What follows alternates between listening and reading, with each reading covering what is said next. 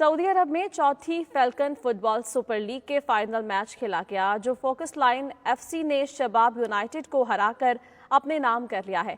Pakistani community समेत दीगर गैर मुल्की शायकीन भी सनसनीखेज मुकाबले से लुत्फानंदोज होते रहे।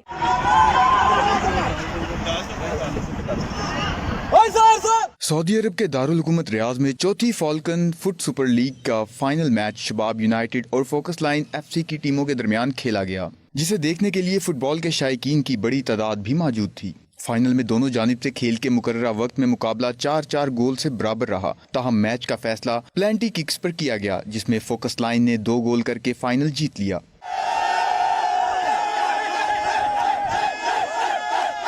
तकसीम इनामात की तकरीब में फाल्कन फुटबॉल लीग के चेयरमैन हनीफ बाबर समेत मेहमान खसूसी खालिद अकरम राना और दीगर ने फोकस लाइन एफसी के कप्तान शफीक को विनिंग ट्रॉफी दी, जबकि टूर्नामेंट में नुमाया कारकर्दगी दिखाने वाले खिलाड़ियों को भी मेडल्स और दीगर इनामात दिए गए। इस मौके पर जहां खिलाड़ियों ने खुशी का इजहार किया, वहीं पर सुपर लीग के चेयरमैन हनीफ बाबर ने कहा कि टूर्नामेंट इंतहाई कामयाबी से मुकम्मल हुआ। एशियन और अरब डिवीजन की तमाम टीमों ने शानदार खेल का मुजाहरा किया। मेहमान खसूसी खालिद अकरम राना और दीगर मेहमानों की जानिब से भी खिलाड़ियों की हौसला अफजाई की गई।